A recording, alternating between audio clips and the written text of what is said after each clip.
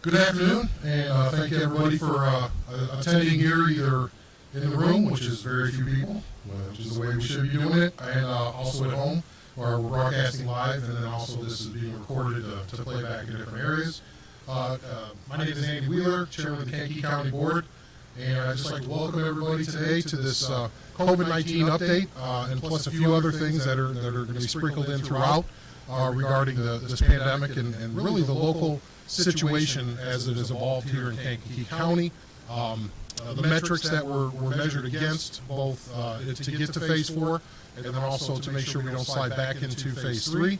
And this is from a health perspective, not a political perspective. So I just want to make sure everybody knows that this is the culmination, the continuation of work that was started first as a coalition for a responsible reopening that became the Healthy Business Alliance of Kankakee County, which was really a group of about 50 community leaders, chambers, businesses, hospitals, totally led by the healthcare community, something that we wanted to make sure that was data was driving any perceptions and decisions that we're making locally, and hopefully give that information to the state so we could correct some things as far as the regions that we were put in originally. So this just a little bit about the Healthy Business Alliance. We had 3 committees. We met weekly for about 2 months. So there was a lot of work in the background. And the goal was obviously proper management of COVID here in the county, with the focus being that when reopening happened, we did everything possible to make sure we didn't slide back. That's a major concern is yeah, sure, we're going to open. How do we remain open and do it in the right way, giving businesses and individuals those tools to be able to function in a responsible manner? We definitely don't want to see a second, part 2 of that movie again. So we met, we put together, all of the data, these tools, these resources. It was ironic that as soon as we almost got to the end of that, the governor launched his tools and resources website. So it wasn't wasted effort. It was good to see that we actually were lined up pretty much where the governor was going. It was a good, tacit endorsement of what we were trying to do, that other people were thinking the same way. But it was always with the goal of working up data here locally to be able to give to our legislators so they could take it back to the governor and say, hey, look, we're in a region with Cook County and Grundy and Kendall, and that's just not us. And it wasn't even that for Grundy and Kendall. I mean, they have definitely different situations as well. So as these numbers came out, we started to crunch those numbers. It seems like it worked. We gave that information to our senator and our representative. They wrote letters. They made sure that they stayed in contact with the governor's office, and whether we had a small part or a large part of that, it got us to where we wanted to go, which was the new South Suburban region that we share with Will County on our recovery process. So, there's people that I wanted to thank personally. Obviously, Olivet, Dr. David Pickering, Jason Johnson, and Dr. Bowling, as well as our 2 hospitals, individually led by Phil Cambick of Riverside and Chris Schride from Amita, Lindsey Wilson and John Beavis from the Health Department, the Kankakee County Chamber of Commerce and Economic Alliance for their continual updates, getting those resources and highlighting and trying to get businesses information to make sure they know how to operate, protect their employees and the public. We put this data together, we updated it, as I mentioned. We passed it on, and a big thank you goes out again to Senator Joyce and to Representative Parkhurst. On a personal note, rather than fist pounding and reckless reopening policy and rhetoric, we chose the path of reason and respect. And I think that passion was backed up by data, and it appears this path is something that we should revisit for other difficult issues, whether it's here in Kankakee County or around the state of Illinois. It seems that bipartisan effort in developing and executing a plan is a lost art, but not here in this county. So with that, I wanted to hand it over to Senator Joyce and give him a few comments, and then obviously Representative Parker's representative here will have a few as well. Thank you. Thank you, Chairman Wheeler. I want to just echo a lot of the things that Andy just said. Kankakee has gotten this right. Illinois has gotten this right. If you look at this country, Illinois is one of the leaders in how we do this. And I give kudos to what we are doing locally. I also give kudos to the governor. A lot of hard decisions got us where we are today. Along those lines and along the way, I had a letter that I wrote to the governor 2.5 months ago on us being linked with Chicago, and I didn't think that was fair. And Kankakee and Grundy and Will are all parts of my district, and I wrote a letter saying that we would like to have a different region than to be linked with a metropolitan area like Chicago. And now that we've got the new Restore Illinois plan and we've gotten into phase 4, the governor, I thank him for putting us in a region with Will County. And Grundy is moved to a region to the west. So we've got a good opportunity here. The one message that I want to say also is to stay vigilant. I thank all the people that have been involved in this, Riverside, Amita St. Mary's, the health department, Chairman Wheeler. A coordinated effort got us where we are, and a coordinated effort needs to stay in place. We are currently seeing a new small spike at Shapiro Center. And Shapiro Developmental Center was kind of the epicenter of where our coronavirus cases started earlier on. So with 32 cases there now, that's still a positivity rate of under 3% when you take all the employees and the individuals that are at Shapiro. So that's kind of where we are statewide. But be vigilant, because 1,100 people that work at Shapiro are amongst us. And as we reopen, make sure you wear your masks, wash your hands, do all the things that all the local officials are begging and pleading, so we stay in the 4th stage, and we'll move forward. But please, stay vigilant.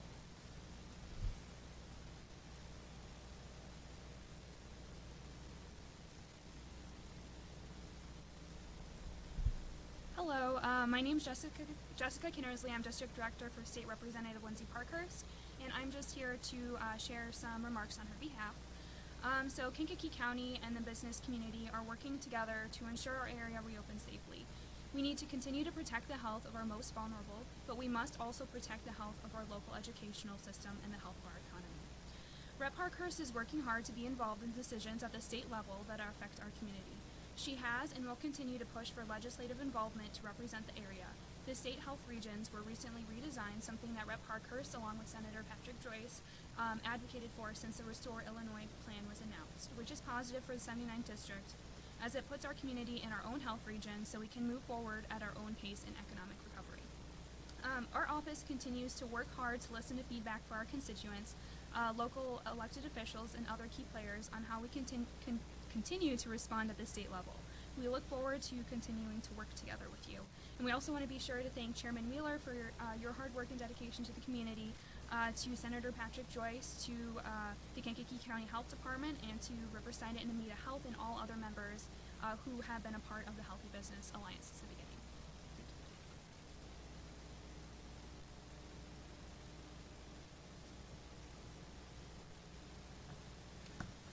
Good afternoon. My name is John Beavis. I'm the administrator for the Kankakee County Health Department.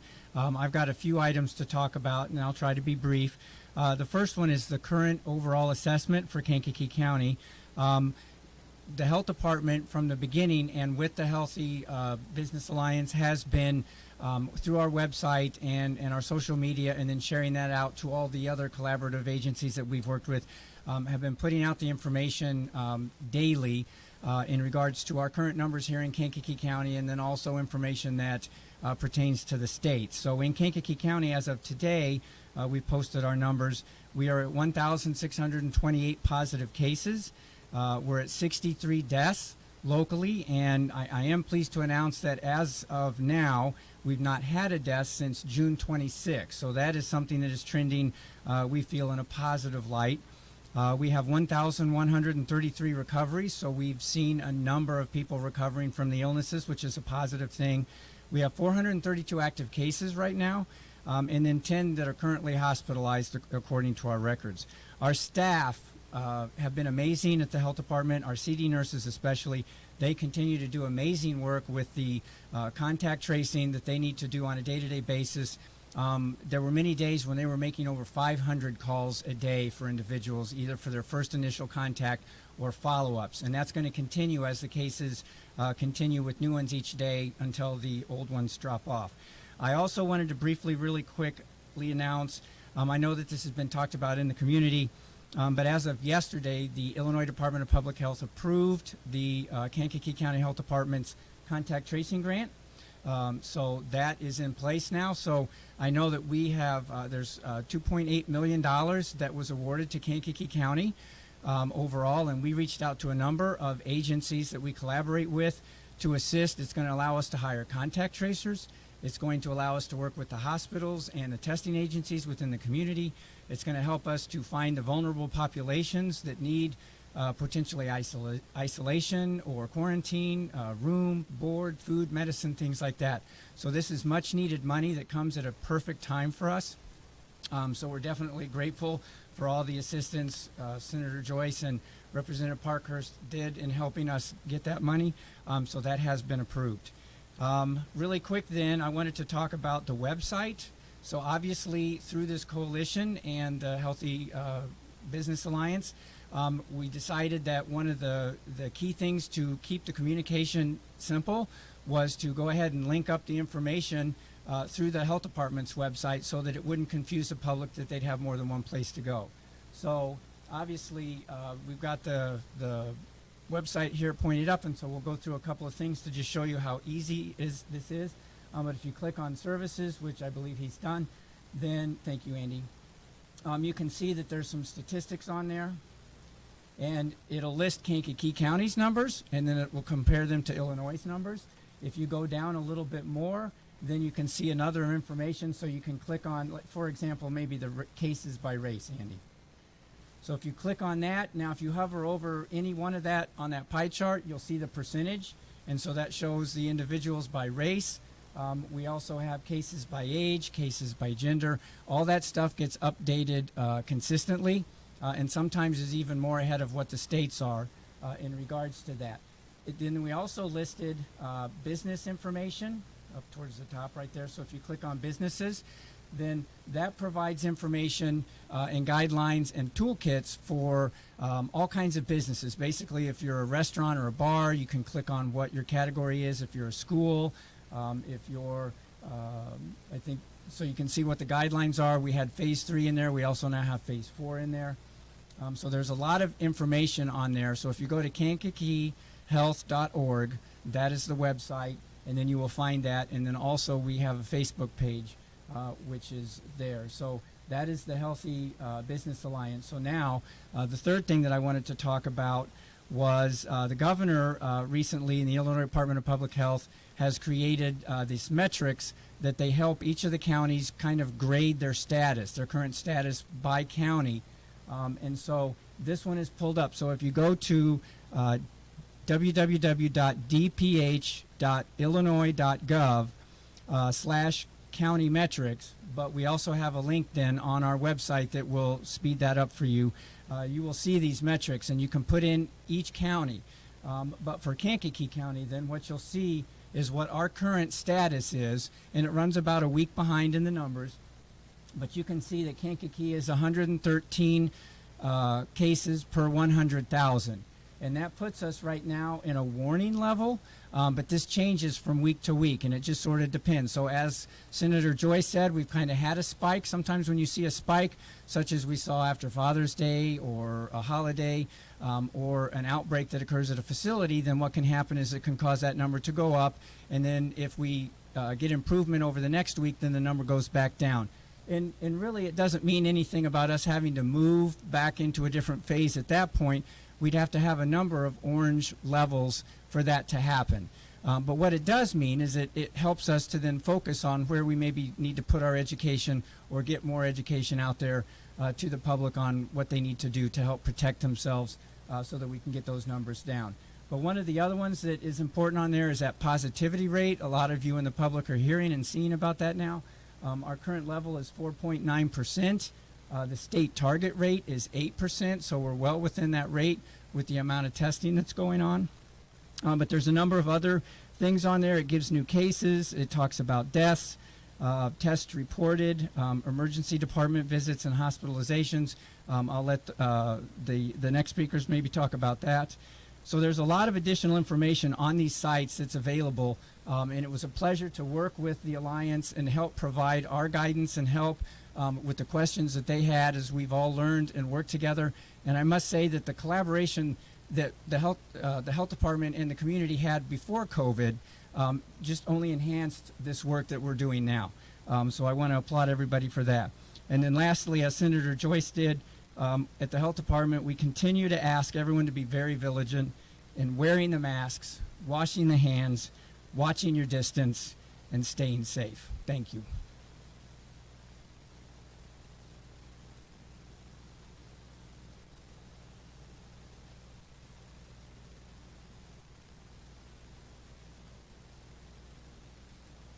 Hi, well, good afternoon, everyone. I am Dr. Kalisha Hill. I'm the Chief Medical Officer at St. Mary's in Kankakee. I am standing in for Chris Wright. He unfortunately could not be here today, but I'm always excited and thrilled to talk about our hospital and talk about our community. I personally have been very proud with the way that our community and our staff has responded to this pandemic, so it truly has been a blessing, not only to our community, but before all of the people who actually travel to our community to work. So first, I'd like to thank you, Chairman Wheeler, for having me here today. Amita Health St. Mary's Hospital here in Kankakee, as you all know, has been very committed to this community for over 100 years. We are grateful for the trust that our patients have in our hospital, and we don't take that trust lightly. We're thankful to be part of the Kankakee County Coalition for Responsible Reopening, and will continue to provide guidance to our medical experts and a well-thought, safe plan to return to normal operations.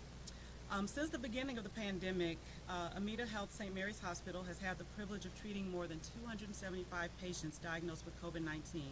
And as a system, Amita Health has treated more than 10,000 patients. As you may know, our system treated the second known person in the nation to have been infected. So we've been on the front line since this pandemic started. At St. Mary's currently, we are running a 4.3% positivity rate. We've been proud to provide testing to the community since the pandemic began. And most proudly, we now, as of today, have discharged over 70 patients healthily home or to a healthcare facility for continued care. So through the strength of our health system and our national sponsors, we continue to maintain a full stock of necessary personal protective equipment to keep our patients and our staff safe. So some of the things that I personally have been proud of in our hospital and in our system. When the pandemic started, we heard a lot in the news about not having enough PPE. I had never been more grateful in my life to be part of a system because we never had a shortage. We shared, we communicated, we set up our command center to make sure that we had everything we needed, not only for our patients, but for our staff to keep them safe. Another thing that I'm very proud of, I happen to have a mother who's a retired MICU nurse, and I know that when times are difficult in a hospital, pay cuts come. And it's very common throughout hospitals and not unheard of. So not surprising that people had to tighten their belt during this pandemic, but we were very proud that we did not have to cut staff salary for physicians or nurses or any of our other associates in the hospital. So we were very proud of that and continue that. For all of the capital needs that we needed, equipment, negative pressure rooms, we were able to secure all of that to care for every patient that came to our hospital. And not just that, we all strive for excellence. I personally, as a physician, since I came out of residency, my goal was to bring academic medicine to whatever community I practiced in. And I still hold that mantra today. So to be in a community that is so focused on the care of the community and at a hospital that has that connectivity to a system and a national health system where there are numerous committees working together to bring the highest level of standards and setting guidelines to how to care for patients. And we actually had a COVID consortium set up from the beginning, and I listened over time as experts within our system modified and changed and adjusted as the literature came out to give the highest level of quality recommendations for our physicians to treat our patients. So to witness that firsthand truly was a blessing. So because of all of that effort, we've had a very high success rate in care of our patients, safe and effective prevention of our associates and medical staff getting sick, confidence in coming to work and knowing that we're doing the right things for our community, And one of the proudest things we've had are the patients that have had long standing in our hospital. We had a patient that was there for 43 days, and our physicians did everything they could to keep the person from being on a ventilator. Because as you know, based on stats, once you're in the ICU and once you're on a ventilator, your risk of death goes up significantly. And they cared so well for that patient, and the patient finally was discharged a few days ago after 43 days in the hospital and is doing well. So those are the kind of stories that really make us committed and even more committed every day as patients are being treated. In terms of us as a community and our businesses, I think the previous speakers said it eloquently. The only way we can stay safe is to continue to make sure that we're communicating to the public to stay safe. Wear your mask. I know everyone is missing everyone. I too am the same way, but we want to make sure that we're social distancing. We're not gathering in large groups. That's very important. You get comfortable, your kids, I want to see my friends, and your friends bring their friends over, and then you have an outbreak. We don't want that happening. Virtual meetings and Zoom and FaceTiming family and friends is still very appropriate, even though we are months into the pandemic. So we just want to make sure that we're all taking it seriously so that we don't get our loved ones sick. And also, in terms of our numbers here, as previously stated, we've done very well. Now that we're grouped with Will County, their numbers have been very stable. They too had a very rough start, and we were actually able to help our sister hospital, St. Joe's and Joliet, work through some of their challenges. And now everything seems to be stabilizing, and their numbers are stabilizing. So I think we don't have to worry about, at this time, a major impact to our business reopening and strategy and plan at this time, because I think Will County and Kankakee will continue to work together very well in terms of our hospitals. I can also share that Amita St. Mary's is working with our local schools to do testing. This is a very touchy point about kids going back to school this fall. I actually have twins. One is going back to college, one isn't. That's a decision of the schools. And the goal is whatever the decision is made, it has to be made safely, and it has to be made with a plan, and that's very important. So we are very helpful that we are working with the local schools to provide testing for whatever mechanism they utilize for their children to go back to school in the fall, and to keep the parents, the students, and the teachers safe. So in terms of testing, we are still providing between 60 to 80 drive-by tests per day in our annex, and I am very pleased as a pathologist and laboratory medical director, we have transitioned from the very painful nasopharyngeal swab to nasal swabs, which are much less painful and invasive, and we validated those swabs in the last few weeks, so we have transitioned to that method of testing. So overall, we're very proud of how the community has faced and addressed this COVID outbreak. Even though things seem to be getting a little bit better than the initial, we're still encouraging virtual visits when necessary, and our physicians are still doing that, but they are seeing patients in person. And also want to make sure that people know that the hospital is safe. The physician offices are safe. This is not the time to sit at home when you know that you're feeling ill. So come to the hospital. Amita St. Mary's is ready to take care of you and your family, and just make sure everyone is staying safe. Thank you for the time.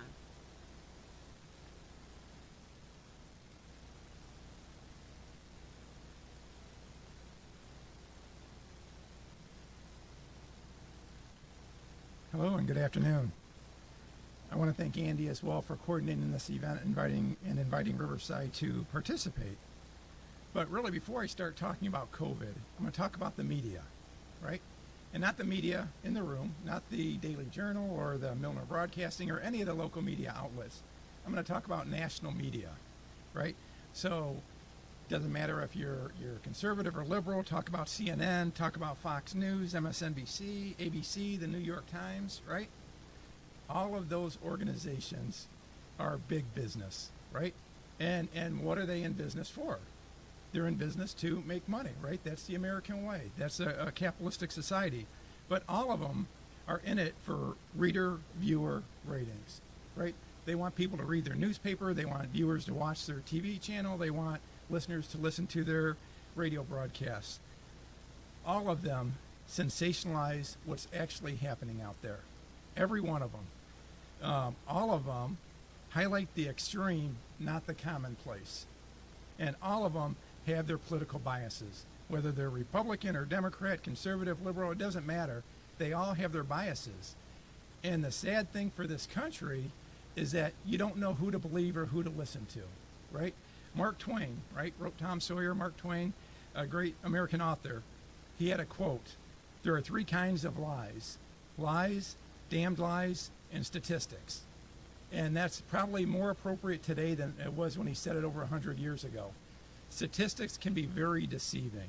And so you hear statistics on the radio or on TV or in the newspaper all the time. What do those statistics mean? And what statistics do you pay attention to? The positivity rate, right? We hear a lot about that. That's on our website. Hospitalizations, available ICU beds, available vents, right? You hear lots of things that people who are not in healthcare are going to be confused about, right?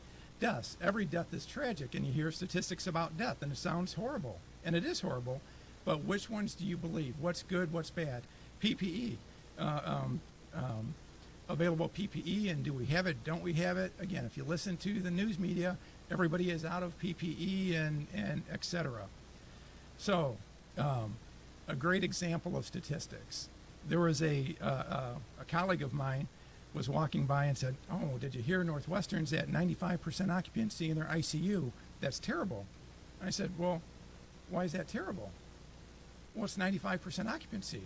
I said, "Well, Northwestern is a great academic medical center. Everybody sends patients to Northwestern. What does their ICU usually run?" "Oh, I don't know." "I do. It runs about 95% occupancy," right? So again, statistics can be very deceiving. And my caution out to the general public is understand what you're being told, what you're reading, etc. Because that's really key. So I'm going to give you some statistics from Riverside, right? So again, Riverside standalone community hospital, dedicated to this community, focused on this community. We purchased equipment to be able to do testing in this community back in April. That's the first we could get it. We called and we begged almost every vendor out there to be able to have the privilege to buy their equipment, right? And it took a long time, right? So we got it April 21st, just about 90 days ago. And the COVID pandemic had been going on for about a month and a half at that point, right? In that time period, we've tested, and these numbers were as of Monday night, 21,854 tests. That's a lot of tests. We have 110,000, 115,000 people in the county. We tested over 20,000 people in the past 3 months. Of that, 1,503 were positive, so a 6.88% positivity rate, right? Is that good or bad? Well, what I look at are trends, and that continues to trend downward, right? So in the last 7 days, our trend was 3%. Early on, it was much higher, right? We peaked in this county back in mid-April, right, from a hospitalization standpoint. So again, the positivity rate continues to decline, which is a good thing. At Riverside, we have 24 to 48 hour turnaround time on all of those tests we're doing in-house. We just were able to acquire another piece of equipment about a few weeks ago where we can do a rapid test. We can have a 1 hour turnaround. We're reserving that for our emergency department and people who come in an emergency who need a test immediately because we have limited capability with it. But again, we can do a turnaround. We can do a test in 1 hour. To date, from March until last Monday, we had about 150 plus COVID admissions at Riverside. Again, a statistic. Is that good or bad? Well, Riverside is a 300-bed hospital, right? Our average daily census for COVID patients has been running around 4. We have 300 beds. We have about 4 patients in-house on average over the past few weeks. We peaked out in the 20s, maybe 2024, still not horrible, and we've gotten as low as 1 COVID patient inpatient, right? And we have about 4 today. Our ICUs, we've been down to 0 patients in our ICUs, right? And we've been up to 2 or 3 patients in the past 10 days here. So again, statistics in and of themselves don't tell you a lot, right? You have to have a comparison. You have to have a trend. What's good or bad from a stat standpoint? But we have made some changes at Riverside recently. There has been an uptick in people wanting to get tested, right? We peaked back in mid-April from a hospitalization. And then we're kind of running flat. Well, we've seen a surge in people wanting to be tested. Again, you hear on the national media there's hotspots in Florida and Texas and what have you. And so more people want to be tested. So what Riverside did this past week is we reopened our drive-up testing, right? And so our drive-through is open on our main campus. We've been seeing so far about 200 patients a day going through that drive-up. It runs very well. It's open from 7 in the morning until 1 o'clock, and you have 24 to 48 hour turnaround time on those tests. So again, if you need a COVID test, it's very simple and easy to do. For those folks who live in some of the other areas of our service area, we've got a facility in Coal City. You can get COVID testing. Out in Coal City, there's a separate entrance for our patient safety and protection. You can get it in Monique, you can get it in Frankfurt at those locations as well. A change is you will need a physician order to have a COVID test. All the insurances have changed, or many of them have changed. As of July 1, they are requiring a physician order if they are going to cover it. So again, if you want a COVID test, go to your primary care physician and get a physician order so you can come through a drive-up and get it. To speed up the process at Riverside, you can pre-register on MyChart. You can pick out your phone, call up your MyChart account. It's simple, easy to do, and you can register right on your phone so you can kind of zip through line pretty quickly. So again, lots of changes happening. Just some final thoughts. One is we have learned a lot in the past 4 months, right, from this whole COVID pandemic. Last pandemic was 1918, over 100 years ago, right? The Spanish flu. We have learned a tremendous amount across the board about this pandemic and how to respond better. We have better testing, more available testing. We have better tracing. We have better treatments for our patients who come through the hospital setting or in the outpatient setting. I tell people this and they cringe. Here's a reality. COVID is not going away. COVID is going to be with us for the next 12, 18, 24 months. Let's hope and pray there's a vaccine. Even if that vaccine comes out, you still have to produce a lot of vaccine. There's 7 billion people in this world. And who needs it the most? Our seniors need it the most, right? That's something that we learned. COVID-19 is especially hard on our seniors and those people with chronic conditions, right? And so again, if I'm the government, which I'm not, I would probably be prioritizing of who's going to get this vaccine, because it's not going to be ready available at Walgreens or wherever. You are going to have to get in line, and they're going to prioritize who's going to get the vaccine. The thing we learned is, how do we best protect our seniors and the people who have chronic conditions? Our seniors, especially who live in congregate living. And by congregate living, that is Shapiro. That is our nursing homes, whether it's Miller, whether it's Our Lady of Victory, whether it's Citadel, the people out in the VA. Those people are most at risk, and we need to be very cautious in protecting those folks. So how do you do that? Well, you've heard it over and over and over again. How do you protect yourself, your loved ones, and others? Wear a mask in public, guys. Again, I'm not a politician. Maybe it's an infringement on your personal human rights. I don't really care. I wear a mask in public because I don't want to infect you. Wear a mask in public so you don't infect me, please, right? Or my family or my loved ones.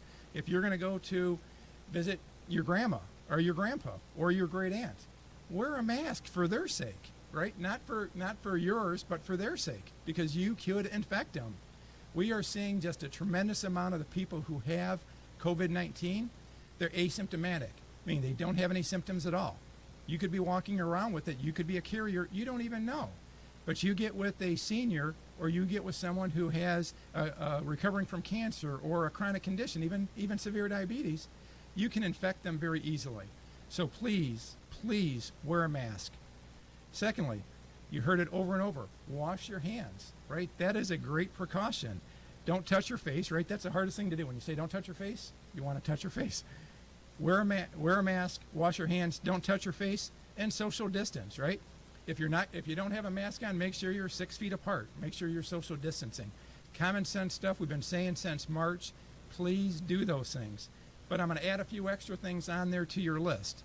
One is, get your flu shot this year, right? So the flu has nothing to do with COVID, right? I know that, right? But The healthier you are, the less likely you are to get COVID-19.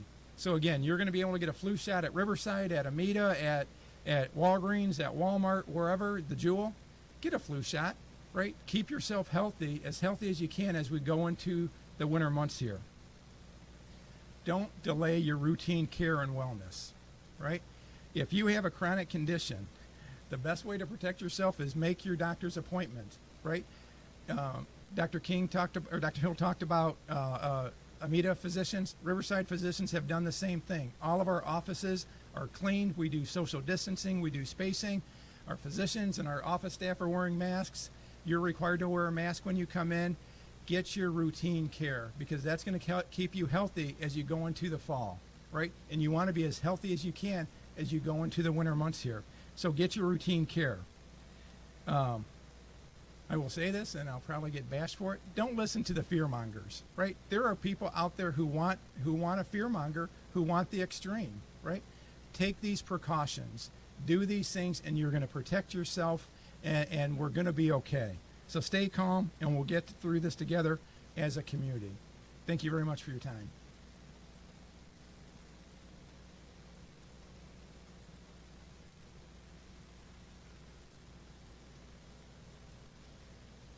Good afternoon. I'm Greg Murphy. I'm the Regional Superintendent of Schools for Iroquois and Kankakee County. I appreciate being here today and talking in terms of the education plans, but definitely appreciate the approach of Kankakee and Kankakee County with a community response to a pandemic, and that's been evident with leadership at the school level, at the county level, and with our healthcare facilities, and it needs to be noted as we go through. As a regional office of education, we've been working with our school districts since March, and much of that work is in the way of creating meetings for periodic meetings for our superintendents of the schools, and now we're into weekly meetings for our district superintendents as we go through. From those meetings, we'll get questions, and we, as the regional office, will ask those directly up to the Illinois State Board of Education.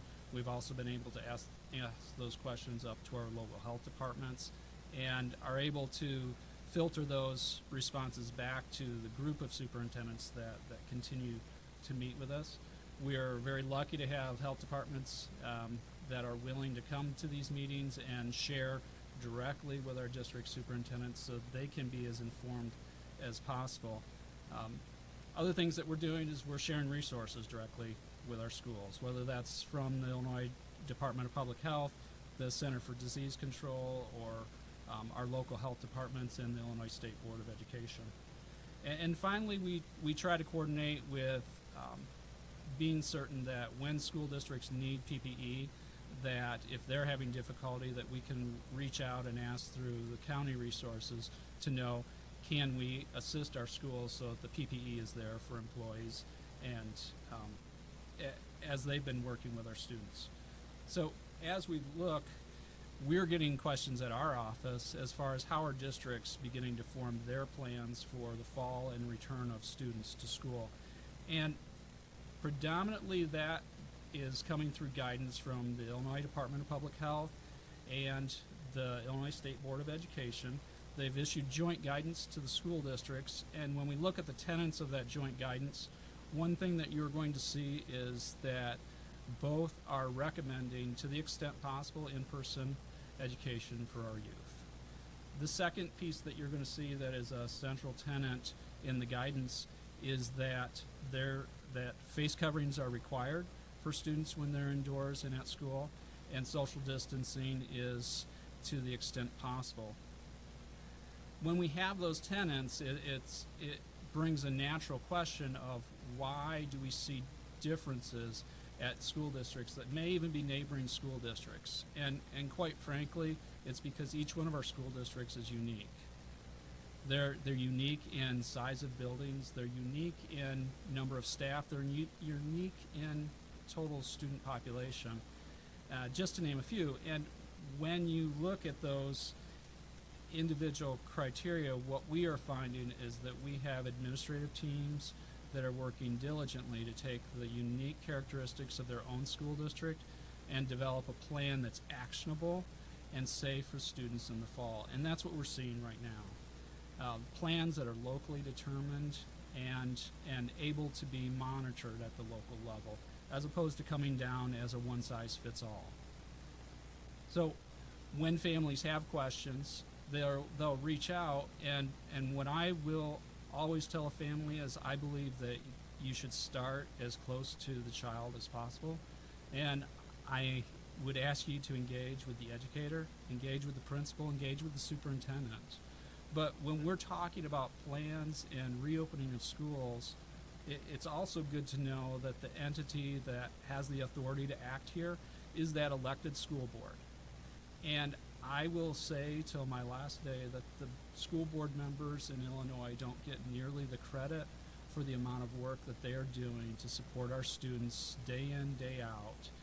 And this is one of those instances where we are seeing school board members engaging with their administrative teams, engaging at the district level to be certain that they have plans that are out there, actionable, and able to bring students back to that extent. So as I look around the region, what I am seeing are those district teams that are putting the plans together. I'm seeing families that are engaging with the school, asking good questions, listening to the whys and the reasoning behind decisions that are making. But at the same time, we're going to need to have to accept that this school year will be different. We will be doing things differently than we have in the past, and that's okay.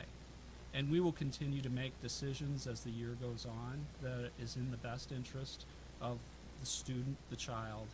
And as we continue to work with our schools, with our districts, the goal is that through all of this, our students feel supported by their parents, by the school, by the district, and by the public. And that's the community reaction that we're seeing as we approach the coming school year.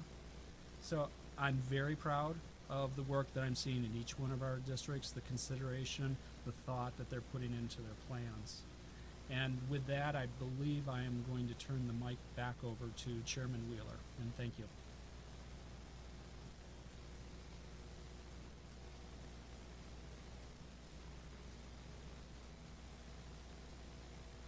Thanks, everybody. We're really to the point of questions. So if you did have any questions for any of the speakers here, this is an opportunity. So if you guys maybe want to call out, and then they'll come up to the mic and let them know.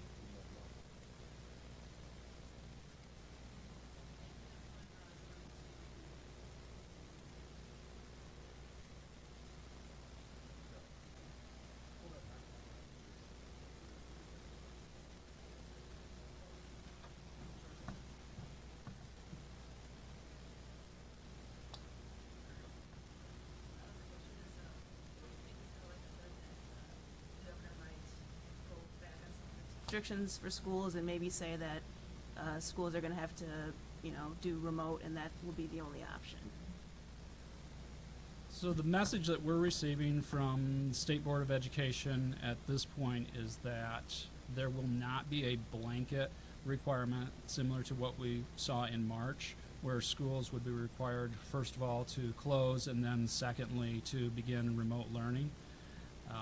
New legislation allows for districts to have remote learning plans as well as blended remote learning plans, which creates that gray area to transition between complete remote and complete in-person instruction.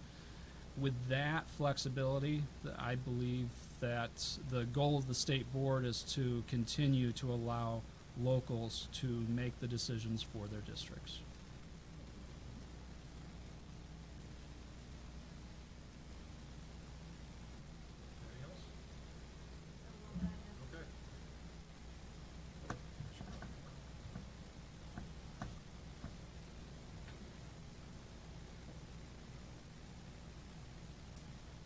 Thank you all for attending, and those for watching at home. You can follow up with any questions of the specific agency or hospital after this at this point. So thank you again.